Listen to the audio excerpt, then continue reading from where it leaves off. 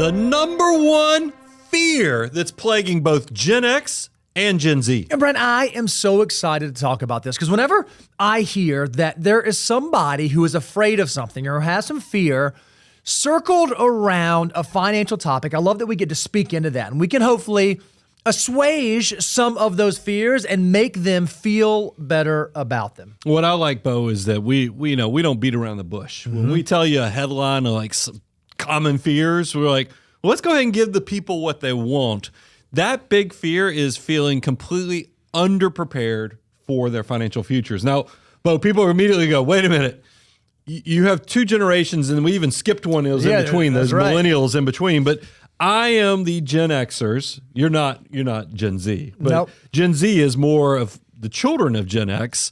So if you look at this, Gen X is 45 to 60 years of age. I'm not 60, by the way. Yep. I'm dead in the middle of this thing. Gen Z is 13 to 28. So like I said, it's the children of Gen X. We have some commonality here. And why are both of these two categories of people fearful? Like why do they have some anxiety as it relates to finances? Well, when you think about Gen Xers, they are rapidly approaching that phase where they're going to be entering into retirement. They're going to be thinking about what does this next phase look like? And I think a lot of folks are recognizing, I'm not where I need to be. And then when you think about Gen Zers, these are folks that are just starting out in the world. They're just now beginning in their careers, and they're recognizing that, man, finding a job might be difficult. Housing is expensive. Living expenses are expensive. Things are not perhaps as easy as I thought they would have been. And it's interesting when you actually look at the statistics.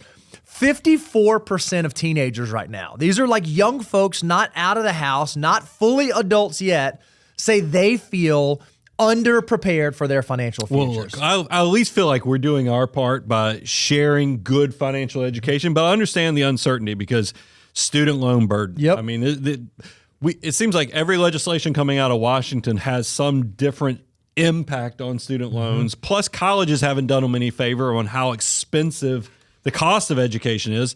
If you look at cost of living on housing and other things, it is a unique time to be Gen Z and getting out on your own. And I think one of the things that we've done poorly, and I don't mean we as in the Money Guy Show, I mean we as in a society in a whole, we don't do a great job training our young people early on how to make wise financial decisions. I mean, a lot of times we will entrust 18-year-olds to make a huge decision that has hundreds of thousands of dollars of implications that they are going to carry for the rest of their lives when maybe perhaps they're not quite at the point or have not been educated to the point where they should be able to make those decisions. So there's just a general lack of financial information and education with this populace that I think, honestly, we could do a lot better of a job on. Well, and then let's we just talked about Gen Z. Let's talk about Gen X so we can bring the commonality here.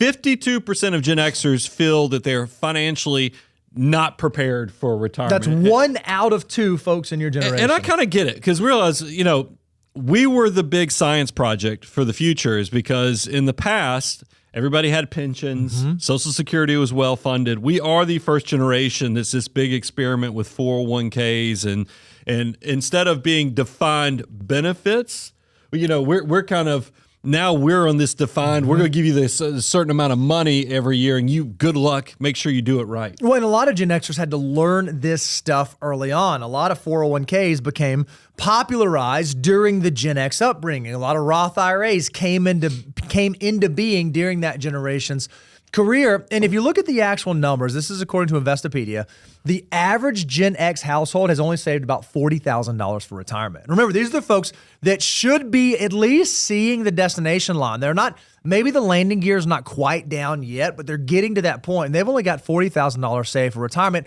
And 40%, 4 out of 10 Gen Xers say, I have absolutely nothing saved. I've done none of the work thus far to prepare me for the next phase and season of life. Well, look, you know me. I'm an optimist. I don't like just bogging down in all this negativity. Let's talk about how both generations can kind of bring this together. What's something that can hopefully unite and give you some daylight in this whole process? And I think it's how to prepare financially. Yep. I think the very first thing that you can do, whether you are at the very beginning of your career or maybe you are in the twilight years of your career, educate yourself. Are you doing things like watching the Money Guy show, subscribing to the channel, reading the newsletter, reading articles, educating yourself on how you can make the best financial decisions possible. Because the better educated you are, the better you're going to be able to navigate the decisions you're going to have to make over the coming years. Well, and even that lends itself right into the next thing. Know the resources. We try every time there's new tax legislation or new policies that we think are going to impact your wallet or your purses.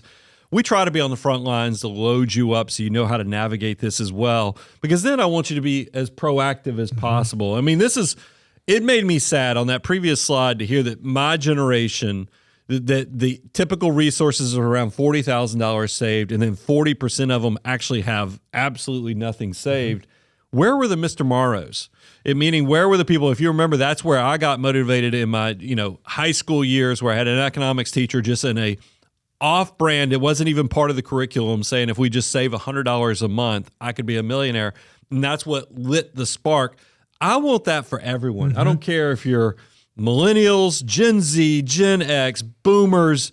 We want everybody to succeed, and that's why you have to have a plan. Yeah, I think one of the key things you can do is, no matter where you are, have you written down your plan of action? Maybe you're someone that's struggling with debt, either at the beginning of your career or later on. Have you actually put pen to paper to figure out, how am I going to pay this off? How am I going to systematically and strategically, by making small decisions, begin to knock this out? If you're someone at the very beginning of your career and you're looking for a job, have you put pen to paper saying, I'm going to fill out this many job applications, or I'm going to go get this certification, or I'm going to make sure that I do X, Y, Z so that you can stand out? Do you actually have a plan of how you're going to end up in the place you want to be based on the small decisions you're making today to move you towards that goal? Yeah, and then with the two closing things we have here is make the most of your time. And this is a loaded statement, because we all know when we're talking about the 3 ingredients to wealth building, whether it's the discipline, whether it's that margin of living on less than you make that creates the money, leads to the 3rd ingredient, which is time. And you have to kind of know, are you ahead of the curve, behind the curve, or right where you're supposed to be? So then you can triage and figure out, hey, how do I take the time that I have and be the most effective and efficient with implementation? We're going to hopefully help you with that. If you go to moneyguy.com/resources, we'll load you up with all kind of free stuff. And then the last thing is, be kind to yourself. You're not in this alone. There's a whole community of people out there that are struggling with these things. And I think if you can just not get caught up in the negativity of these things, and you figure out how do you do that glass half full way out, you're going to be okay. Yeah, I think it's really interesting. If you are a Gen Zer, time is on your side, opportunity is on your side. But even if you're a Gen Xer, let's suppose for a moment you're a Gen Xer who's about to be 52 years old. I don't know how that came. I just came to me. Do you realize that even just starting right now from scratch, if you can just save $1,000 a month, and you can do that, even starting at age 52, that could add another $300,000 to your portfolio by the time you get to 65. So even though you may feel like you're behind, you may feel like you have to make up for lost time, you still can do it. The best time in the world to have figured all this stuff out was yesterday, which means the second best time to begin figuring it out and taking strides towards your great, big, beautiful tomorrow is today. I don't think that Gen X and Gen Z need to be scared about their financial future. I think they need to take hold of their financial future, because if you do not own your financial future will own you. Well, and think about this. If you're somebody like me who never plans on retiring, or at least deferring it beyond normal retirement age, adding just 3 to 5 years on top of that, you could turn that $300,000 into $600,000. Yep, easy. And then a lot of you are going to say 52. I know our audience. Our audience is much younger than 52 years of age. Every one of you has a wealth multiplier that's significantly higher than a 52-year-old Gen Xer has. So once again, go back to moneyguy.com/resources, see what your wealth multiplier is, and then get energized, get motivated, and know you can do this. You just have to put the effort in. Exactly what Bo was saying. Choose your small decision today that's going to have huge impacts for your great, big, beautiful tomorrow. So we love that we get to share this information. We love that we get to do this. We love we get to do things that can help remove some of the fear. And one of the ways that we do that is we love answering your questions. We love speaking to the things that you care about. That's why every Tuesday at 10 a.m., our goal is to load you up. So with that, Creative Director Reby, I'm going to throw it over to you. Yeah, I've got some questions queued up. The first one is from Paul T. It says, "Good morning. We are on steps 3 and 4 of the FOO, but the health insurance deductible for our HSA eligible plan has increased. Is that part of ground rule number 3, or should we return to step 1?" And I think this is a timely question. So what do you think? Great question, especially new enrollments and, and everybody's kind of working through their benefits at year end. Without a doubt, this is why. And now look, when we talk about the financial order of operations, we really, I just did one of my walking tangents that I talked about the origin story of this. And Bo, I want to give you complete credit. When we were walking through and trying to brainstorm the 9 steps, it was Bo that kind of really fine-tuned step 1. And I thought it was a great thing because every system, what are we trying to do? We're trying to figure out how do we keep you protected from the desperate decisions becoming an emergency or something comes up. So that's why we came up with highest deductible. Not all of your deductibles, right. but it is one of those where I would encourage you pen and paper or a spreadsheet, whatever you need to do. Try to go look at your homeowners, look at your automobile, look at all the different deductibles, and then whatever the highest deductible is, that does need to be step number 1 because that's where we're trying to protect you from some catastrophic thing, derailing your whole life right there. Yeah, it's one of I don't know, Paul, for sure, because you said, hey, we're in steps 3 and 4. And I'm like, you're not really supposed to be in steps 3 and 4. You're supposed to kind of like knock out step 3 and then you go to step 4. But let me give you the benefit of the doubt and assume that you are in step 4. One thing that people don't realize is that once you have that fully funded emergency fund, that 3 to 6 months of living expenses and liquid cash, that encapsulates step number 1. It's not like you have to have these 2 distinct buckets. I don't have to have my deductibles covered in one savings account and then my emergency reserve in another. Those can be combined. So what I hope has happened is that you are in step 4 and you do have a fully funded emergency reserve. And now that the deductible on your health insurance has increased because of your HSA plan, no big deal. You're still covered. No need to go back to step 1. But if you do have that high interest debt, if you do have credit card debt, stored debt, consumer debt, whatever it is, and you are sitting in step 3, I would highly encourage you, if it is high interest debt, to begin vanquishing that. Make the hard decisions today to be able to knock that out so that it is no longer on your balance sheet, because it is very hard to get ahead if you are paying exorbitant interest rates on debt every single month. So I would encourage you, knock out step 3 before you even try to begin navigating step 4. That's great, Paul T. Thank you for your question. Let's move on to Zach G's question. It says, my dad is working with one of the bigger non-fee only financial advisory firms. They have extremely high fees on investment products. How do I convince him to work with a fee-only fiduciary? And you have an opportunity to define some terms here with fee-only and fiduciary. What do you have to say to Zach? Well, you know what? How about this, Brian? Why don't you answer because that's a great thing. Let's do some quick vocabulary. What does fee-only mean? And what are the different types of business models? And then I've got some thoughts on how Zach might be able to do some conversational strategy with his dad on how to get him there. Yeah, look, it all comes down to what is somebody selling you and where are their conflicts of interest. Mm-hmm. I like to think the fee-only fiduciary model is the cleanest because it's transparent. Mm-hmm. It tells you, hey, look, now full disclosure, everybody has a conflict of interest. I'll explain a little bit further in a second. But at least with fee-only, they have to disclose how they're being paid. Mm-hmm. And they're only getting paid by you, the client. Whereas a lot of times when they're not fee-only, it's commissions, it's back-end, fees that are coming in that it's just not transparent. And it's not uncommon, like with product sales, where people say, actually, you don't pay us anything because the company's going to pay. Well, we all know that that's just an imputed part of the cost that the company can only pay that because of what you've paid. That's just a workaround to not disclose to you what they're paying for it. The other thing you have to worry about is where is the motivation for the decision making. And if you're getting your financial planning from, and when he says a larger one, look, there's lots of larger players. There are insurance companies that it's amazing how all roads seem to end to an insurance product at the end of the day when you're an insurance company. Big brokerage and houses. there's big brokerage houses where they're going to have their own thing. And you just have to ask yourself, are they giving you the best advice for you, or are they giving you the best advice for what the law allows them to do? And I've made this a point because there's different standards. The fee-only fiduciary, the reason that word fiduciary is so strong is that they are legally required to put your interest ahead of their business model.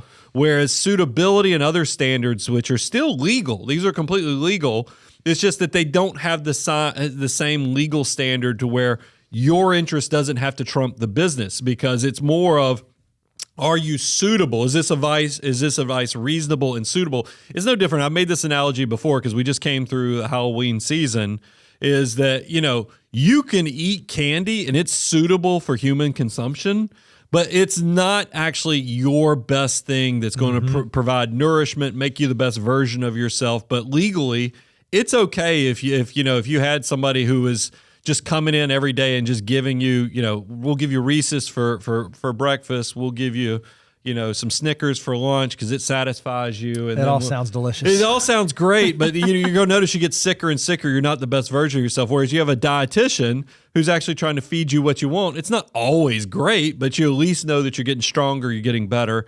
That's the way I look at it. Now, look, fee only has different flavors too. Is that because you have hourly, you have subscription, you have even assets under management, which is the way we work.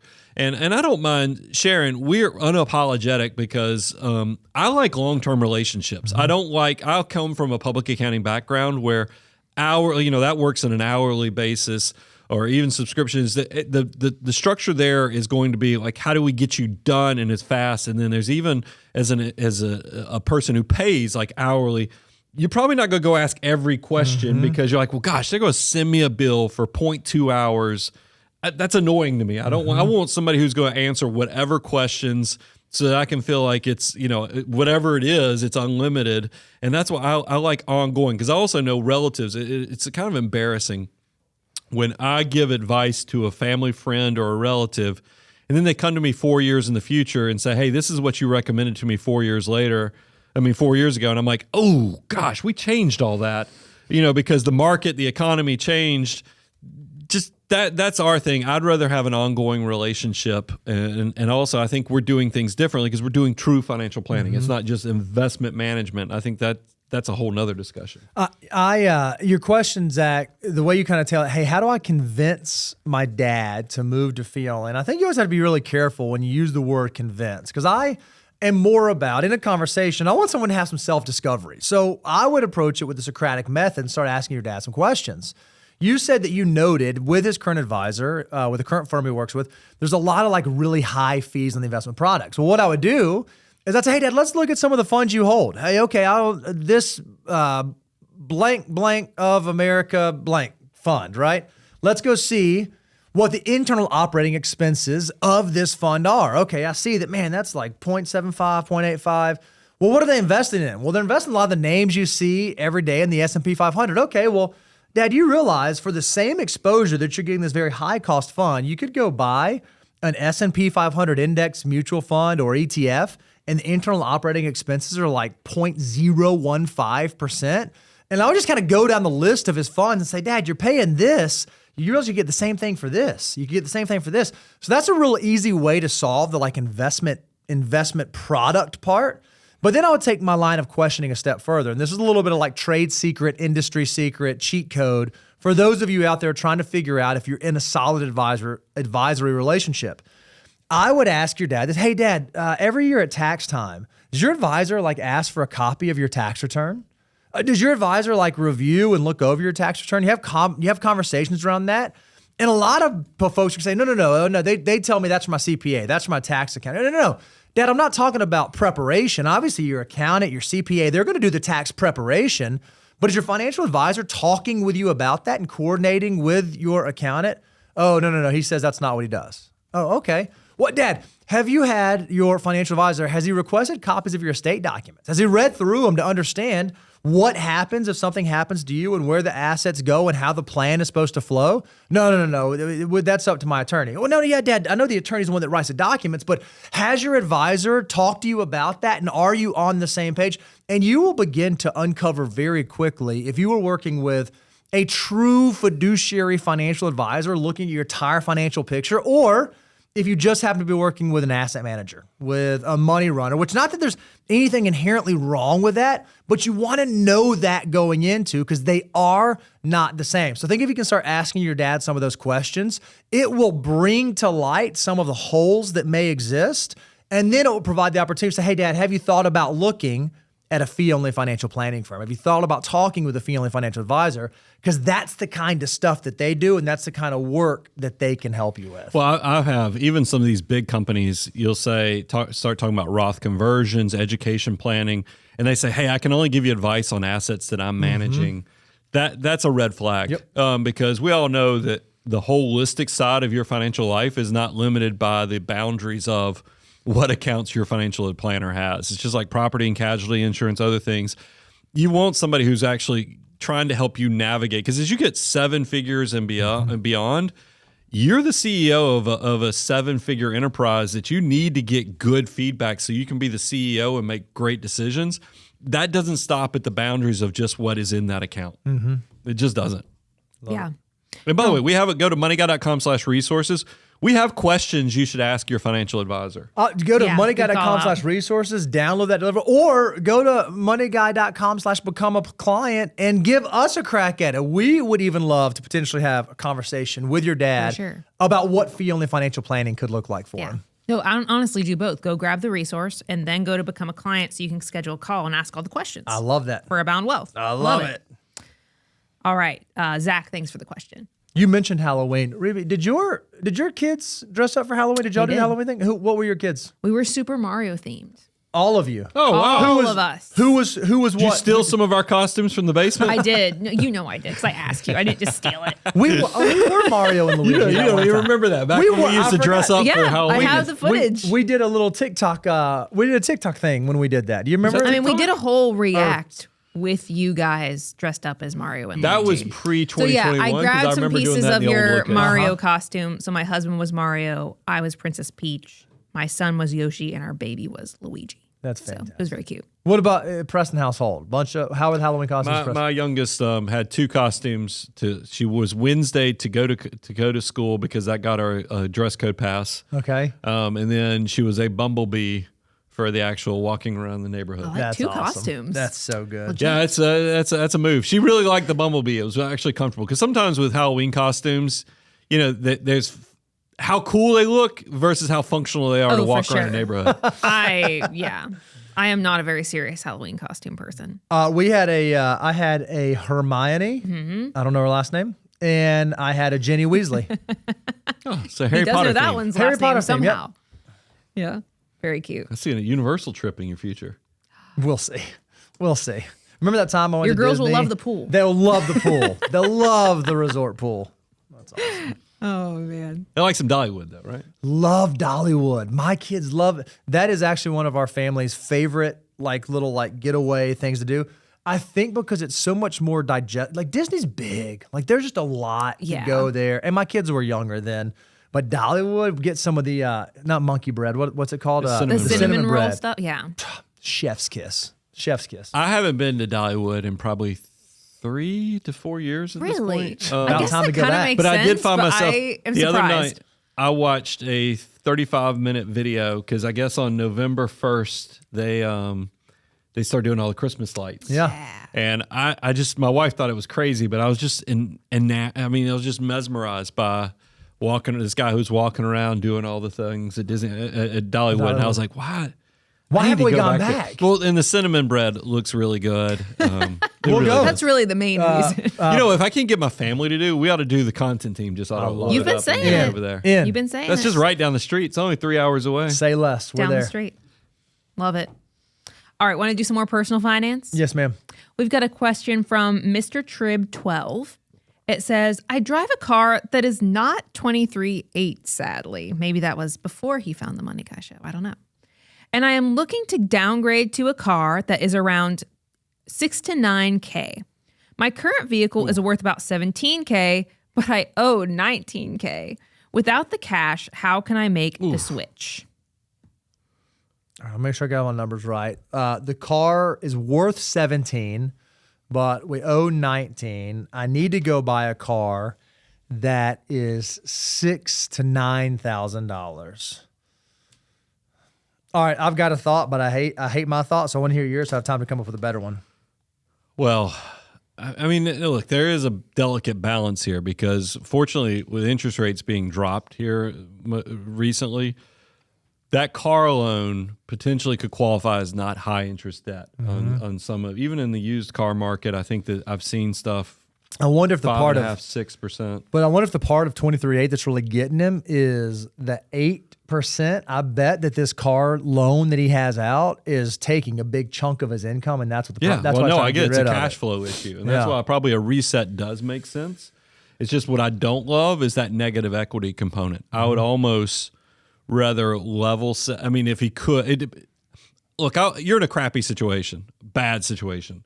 So I think you need to wear that a little bit. And the fact that we got to have a few months of pain to get you out of this is that I would love to just completely eat up that negative equity before I made any transaction. Like really, I mean, you just go full stop on all your expenses, see if you can clean out that $2,000.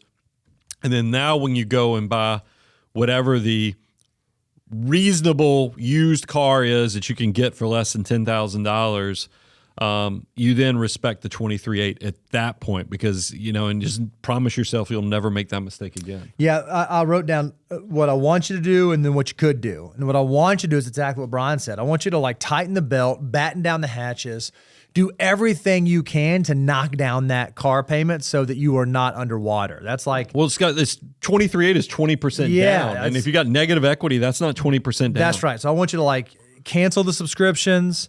I want you to really watch the grocery budget. I'm not going to tell you to eat cereal every meal because it's super unhealthy, but it is a way to save some money. I want you to figure out the things that you can do in a short term to really right that ship. Because basically what you got to do two things. You got to pay down the negative equity of $2,000, but then you do need to come up with 20% for that $6,000, $9,000 car that you're going to get into so that you can actually do. So we got a $4,000 delta. I mean, change that's got to happen here. So that's what I want you to do. That's the thing that I want you to do. But I don't know how dire your circumstance is. I don't know how desperate you are in this moment because Brian alluded to this. There is this thing where you could trade in that car, roll the negative equity into a car, and now instead of having a $19,000 loan on a $17,000 car, you're going to have an $11,000 loan on a $9,000 car. You're still negative equity, but hopefully what you've done is if you reset your payments to get them back into the threshold to where they're sustainable. But that's I don't want you to do that one. I want you to do the first one and make the hard decisions that are going to set you up better than just exacerbating and rolling on this bad I think decision. he's got a $4,000 hole he's got to fill. It's the $2,000 in negative equity. It's 20% you got to put down.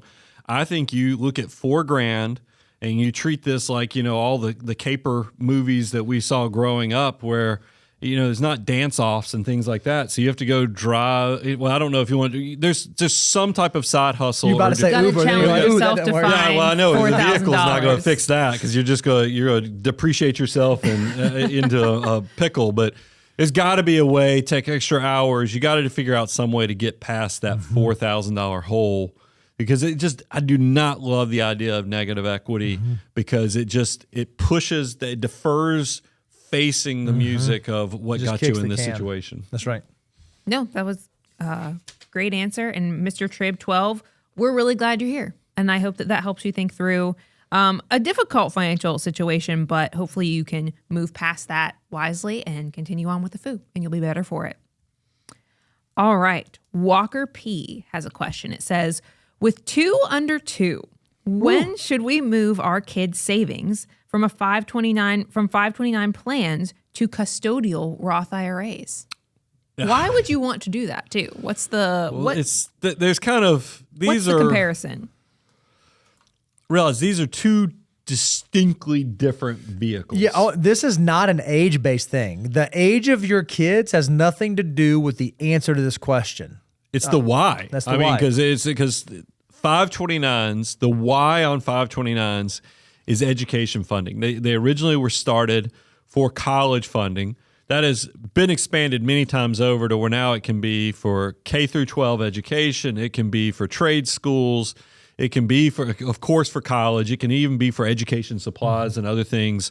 And 529s, just to give everybody the kind of why everybody loves these things, is some states, depending upon what, if you do a state-specific plan and it's your state, and they offer some tax benefits in some states. Do your research on that.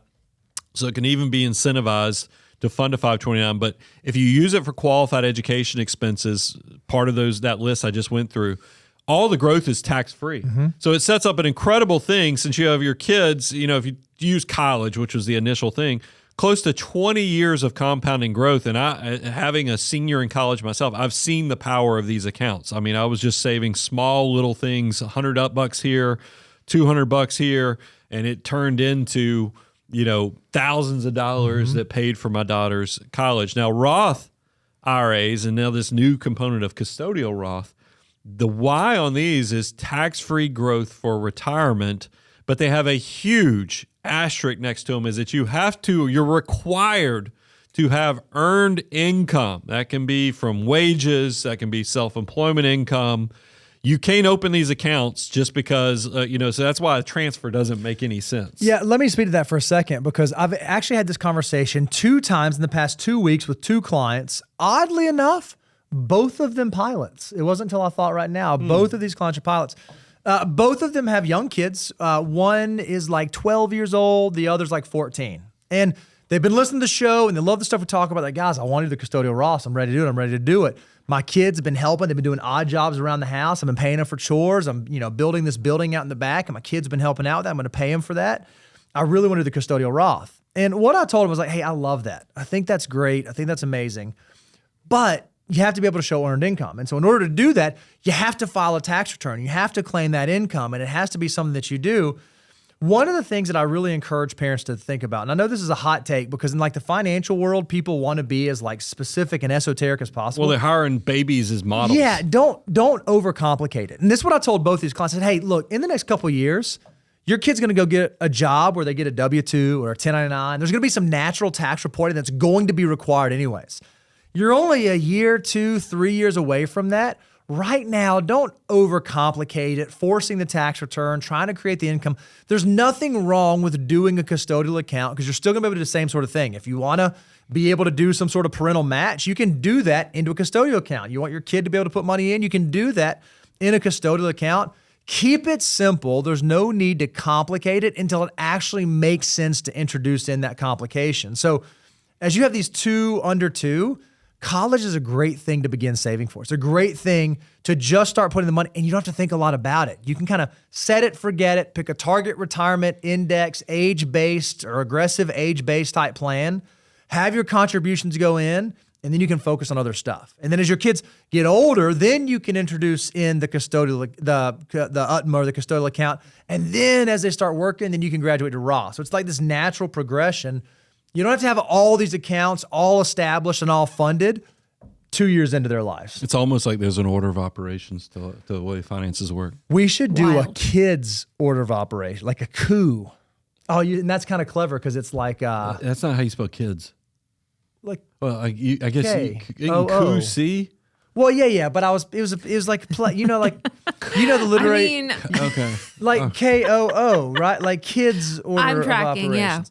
We If have you were had going to say people the ask word for KOO, things how like would you that. say Let's it? ideate on that. And a you see, little you bit. know what? ideate. It's clever because that's the sound a baby makes, right? So it's kind of like there's I'm it could in be branding and children's marketing. order of operations. So I'm getting a thumbs up from our producer. He said it's a great idea. Did you see that? Yeah, I Caleb think said I just saw thumbs another down. one do a thumbs down. He said It was he like- loves it. I think we No would way. have just, if this was the Roman Colosseum, that idea is not making it out.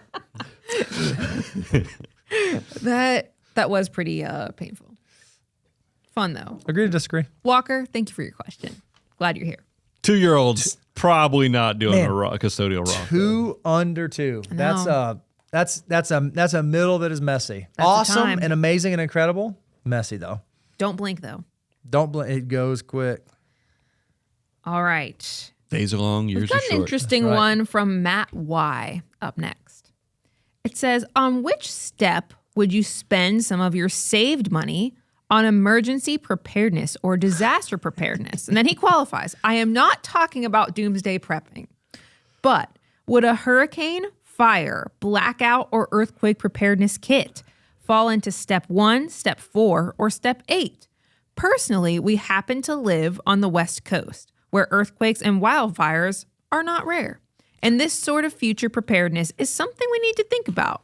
Hey, It's interesting, right? I want to know what you're going to say because we talk about the unknown, but there's some nuance here. Yeah. So what do you think? I got a thought. hey, I'd be curious. And you're like, I don't know where you keep your stuff. Do you have any preparation stuff in like a closet somewhere in your house? My I mean, we don't have any earthquakes and wildfire risks my here. mother-in-law, who I love dearly, Lauren, if you're listening, she is very good about gifting us like, here's a meal kit, here's a fire starter kit, here's here's all this, and I'm like, Lauren, we live in the middle of the burbs, but that's all right. So I have. So you don't have much like stuff. a water filter, those water filter sticks. You don't have a fire starter kit. No, but, you don't have emergency blankets. We you are don't have. we I are guess picking Brian up. does. That's what we I'm are learning. picking up. My wife and I are picking up hiking now, and so I am going to get one of the straws. One of like the water conversion straws. I know that's not emergency preparedness, but it's a cool thing that is in the same vein. Because here's my thought to how I'd answer your question, Matt. What step of the food? Where does this fall into? What's beautiful about personal finance is that money is nothing more than a tool that allows us to achieve our goals. And the people that get to decide what our goals are us.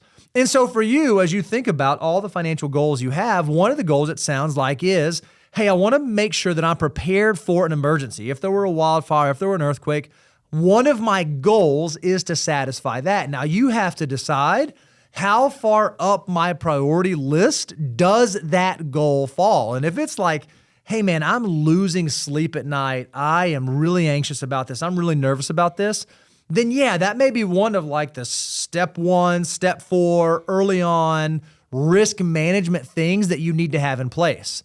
But if this is like a nice to have, not like a have to have, I would love to see that come into play later on in the financial order of operations, somewhere around like step 7, step 8, so that you're not, and again, I don't know how much you're planning on spending, because if you're spending a couple $100, it's different. But if you're going to put like a whole home generator, that's like an expensive endeavor. No, I mean, look, now we're getting to the point is that I think that everybody, I mean, there's You nothing see him wrong. shaking his head at me. Well, there's Alexander, nothing he's wrong just with a shaking family. his- I mean, because I don't understand why this is it's not even a financial order of operations question to say you should have in your house. I think it's just good planning that if you were without power and other things for 3 days, your family's going to be okay. Mm-hmm. You should think about it. And that's not even that expensive to prepare. And by the way, think about it now while you live and don't have the emergency, because you can, and by the way, you can go on Amazon. This is probably a few $100 solves this problem. Now, look, it doesn't mean it's going to be the life of luxury. It's not like a Looney Tunes where, the world, has trouble and all of a sudden you got generators firing up and, and all the food's preparing itself. It doesn't work that way. I did realize I need more flashlights or something when I Yeah. had a power outage. This stuff doesn't not have to long be ago. expensive. I was like, oh, I can't see anything. Now, But I will having say- flashlights versus a whole home generator are a different Little magnitude. different. And look, It's I true. looked into It's whole home generators, and what's funny is parts of the country matter too. Because I have a buddy down in Atlanta. His house is bigger than mine. He was able to put a whole home generator for half the cost because it would be I up live here, in a yeah. part of the country where everybody just thinks you open a door and money falls out, so they double charge for everything. So I don't have a generator on my house. Mm-hmm. I mean, because it's also now I found out I'm on the 911 power grid. So for the tower, it's out back on the hill. That means you're like locked in a little bit better. Well, right? it means we can lose power, but we have underground utilities and we're on the grid for the 911 system for the county. So it's just, we don't have a lot yeah. of So look, power if there's some outages. major cataclysmic event, I'm just going to drive to your house. It sounds like you're covered. You So- got food and power. I'm golden. But it is, I think this is an important part of just good financial management, but I don't want you to create anxiety for yourself. I think it's one of those things, hey, write down, be reasonable. don't get into where now you are going into. And if you want to be a prepper, that's fine, but it doesn't have to be part of, a financial order of operation. I think that this is a solution that can be found itself with a reasonable amount of money that even comes in before step one. And look, if you have like a ton of like crippling credit card debt though, I don't know that I get super excited about you spending a ton of your resources on emergency preparedness and not knocking out that high interest credit card debt. Right. I mean, this shouldn't be super expensive.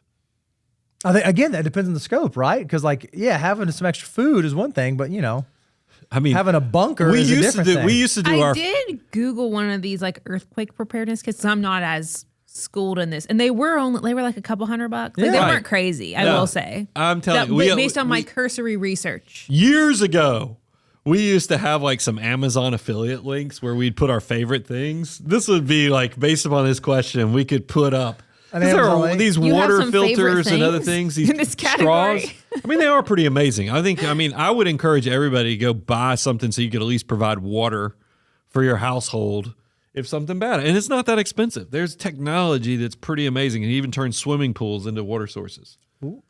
Now there's an idea. Hadn't thought of. You're all set. Send me that link. Oh, that was an interesting one. But Matt, why? We get it. Good thing to think about. And we hope that our varying thoughts around the subject helps you think through it. All right. We've got a question from anonymous user. Uh-oh. Oh, it's not that juicy of a question either. I'm like, wow, they really wanted it to be anonymous. It's a good question, though. They wanted to be anonymous, or that's their name? It seems like they wanted to be anonymous from the information that I have. Because imagine how early on in YouTube you would have had to have picked your thing to get that username. I think this that's came from another check. platform, actually. Oh. So do with that what you will. Got it. It says, I was curious what advice you all would give to someone who is working hourly, not salaried, on how to save money. Same rules apply, right? When we say that we want you saving 25% of your gross income does not matter how it comes to you. So whether you're paid hourly, salary, bonus, commission, whatever that is, as you have inflow coming in, even if it's irregular and sporadic, we want you to be saving 25% of that gross. Now, what happens for a lot of folks is they're not able to save that 25% consistently. So perhaps you're someone who works hourly, and for 1 week, you might work 80 hours, and the next week you might not work, and the next week. So you might have to smooth your savings so that it makes sense from a cash flow standpoint.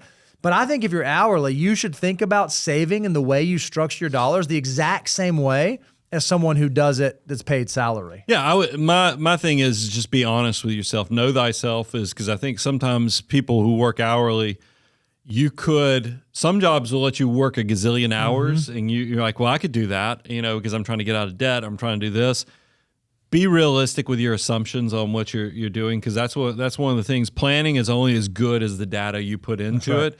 So be honest with yourself on what the income coming in. And also, if you have an employer that's not giving you the hours that you want, put that into the assumptions as well. I'm just saying, make sure that the assumptions are as smooth as possible, because that's sometimes the harder part, is because instead of you knowing what's coming in monthly automatically, it's more on you based upon how often you're working and the planning and you choosing which hours you're working here and there. So you have to be very honest with yourself and responsible with those assumptions. Yeah, and I would budget conservatively. I mean, one of the things being responsible with that is don't assume, I'm hourly, this is my hourly rate, I'm going to work 120 hours, and this is how much I'm going to come in, so I'm going to spend at that level. I would pick some more conservative number to base your budget off of, so that way you give yourself a little bit of margin, a little bit of wiggle room in the system. Yeah, and like overtime and things like that, those one-offs, just like I said, be honest with yourself so that you're not making expectations that break the plan. Yeah, that's really good stuff. How it was phrased, I also wasn't sure if it was like a freelance hourly thing, and that's even more so because that's even more varied income. So if that is the case, one of the things I do want you, for all my freelancers out there or side gig people, one of the things that we think about saving, how do I save? Don't forget, there is also a tax bill that's going to be associated with that income. You got to pay ordinary income tax on the money that you earn, but then you also get hit with self-employment taxes. So make sure you're factoring that in. That's one of the most heartbreaking things I see. Either someone strikes out on their own or their side gig becomes profitable quickly and they go to do their taxes. Like, hey guys, I did what I was supposed to. I set 20% aside of the money I made on my side gig for taxes. And I'm like, whew, I don't think you did enough. Yeah, because it comes it's quick. 15.3% is just the self-employment. I mean, most of us, when you work for somebody, don't notice that because your employer is paying 7.65% of that, and then you pay the other 7.65. So 7 doesn't feel that crazy, but when you're out on your own paying 15 It gets plus heavy. income taxes, you realize, ooh, this whole thing about taxation, it's real. You know, we are in the most wonderful time of the year when so many financial questions are coming up. Maybe you're getting a year-end bonus. Maybe you're spending more because of the Christmas holiday season. Maybe you just know January is coming and you're going to get more serious or set new goals or just have a reset on your finances. Those are all super common things we hear and experience. And that's why we're right here for you. We will be continuing to put out great content throughout the holiday season and year end and the start of the new year. And moneyguy.com/resources is there as you start thinking through all of your personal finance questions, because we know personal finance is personal. And that's why we love to take your questions right here on the show every Tuesday at 10 a.m. Central. But we understand you may want to go a little deeper or be reminded or have something tangible that you can go work through and customize for your situation. And so that's what moneyguy.com is for. Be sure to check out our resources as we're coming up on the year end. I'm just thankful for every one of you. I don't take for granted that starting in January, this will be 20 years of broadcasting for the Money Guy Show. That wouldn't be possible without everyone out there who just keeps supporting us. We're the longest running podcast. It's going to be an overnight sensation anytime now. So, I mean, it really does. It means a lot to me that so many of you are so supportive of us. And hopefully you can tell the heart of this thing is that we really are trying to be educators. So you get to live your best life.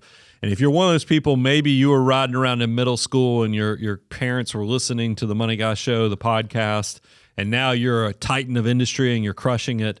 And you're like, man, those are the guys that inspired me, motivated me, and now here I am. Don't skip out on the abundance cycle. We'll leave the porch light on for you. Love for you to check us out. If you go to boundwealth.com or go to moneyguy.com and look at work with us, that's not why this started, but it sure is a way we continue the relationship and we don't take anything for granted. I'm your host, Brian, Mr. Bo, Reby, and the rest of the content team. Money Guy team, out.